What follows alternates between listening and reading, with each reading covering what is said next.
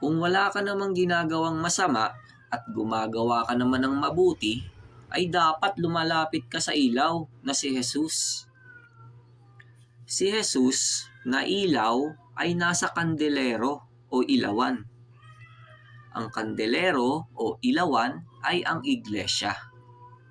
Ang iglesia sa Biblia ay iglesia ng Diyos. Basa, 2 Korinto 1:1.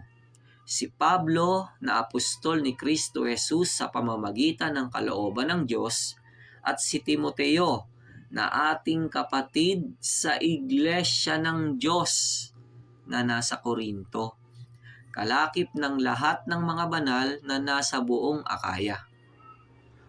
May mga member ang iglesia ng Diyos dito sa Pilipinas. Yung Members Church of God International. Kandelero din yan at kinaroroonan ng ilaw na si Jesus. Dahil bahagi yan ng katawan o kandelerong iglesia ng Diyos sa Biblia. Mga kapatid yan na mga hentil sa laman. Read.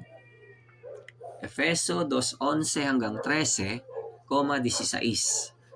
Kaya nga alalahanin ninyo na kayo noong una, mga hentil sa laman, tinatawag na di pagtutuli, niyaong tinatawag na pagtutuli sa laman, na ginawa ng mga kamay. Na kayo ng panahong yaon ay mga hiwalay kay Kristo, na mga di kabilang sa bansa ng Israel, at mga taga-ibang lupa tungkol sa mga tipan ng pangako, na walang pag-asa at walang Diyos sa sanglibutan. Datapwat ngayon kay Kristo Jesus.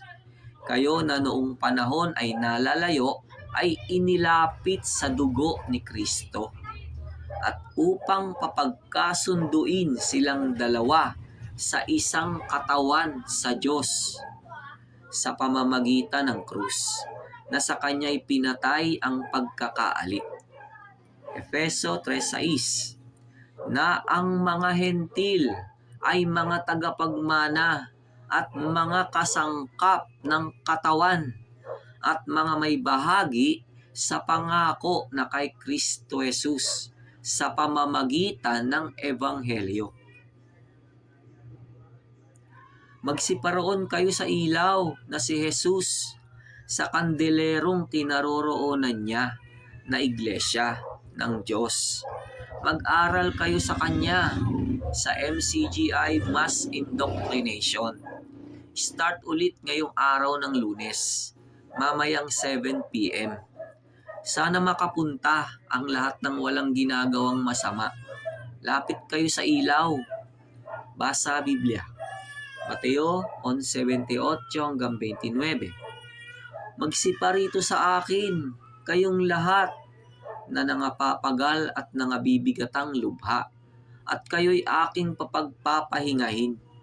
Pasanin ninyo ang aking pamatok at mag-aral kayo sa akin, sapagkat ako'y maamo at mapagpakumbabang puso, at masusumpungan ninyo ang kapahingahan ng inyong mga kaluluwa.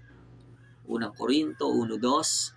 Sa iglesia ng Diyos na nasa Korinto, sa makatwid bagay, sa mga pinapaging banal kay Kristo Jesus, na tinawag na mga banal, na kasama ng lahat ng mga nagsisitawag sa bawat dako, sa pangalan ng ating Panginoong Hesukristo, na kanila at ating Panginoon. Juan 3:20-21. Sapagkat ang bawat isa na gumagawa ng masama ay napopoot sa ilaw at hindi lumalapit sa ilaw upang huwag masaway ang kanyang mga gawa. Datapat ang gumagawa ng katotohanan ay lumalapit sa ilaw upang mahayag na ang kanyang mga gawa ay ginawa sa Diyos. Juan 8:12. Muli ngang nagsalita sa kanila si Jesus na sinasabi, "Ako ang ilaw ng sanglibutan. Ang sumusunod sa akin ay hindi lalakad sa kadiliman, kundi magkakaroon ng ilaw ng kabuhayan. Apokalipsis 1:20. Ang hiwaga ng 7 bituin na iyong nakita sa aking kanang kamay at ng 7 kandelerong ginto. Ang 7 bituin ay ang mga anghel ng 7 iglesia, at ang 7 kandelero ay ang 7 iglesia. Efeso 5:23.